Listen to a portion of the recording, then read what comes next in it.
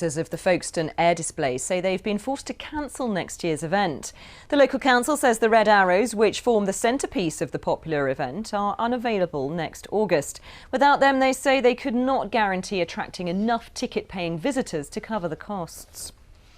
Controversial plans to accommodation at Bewl Water will be decided on at a planning meeting today. Opponents of the scheme, which would see an 11-bedroom hostel and cafe, say it would threaten one of the country's premier gull nesting sites and set a precedent for development. Those behind it say it would be constructed alongside existing buildings and would have little impact. Well, here's Kate Kinsella.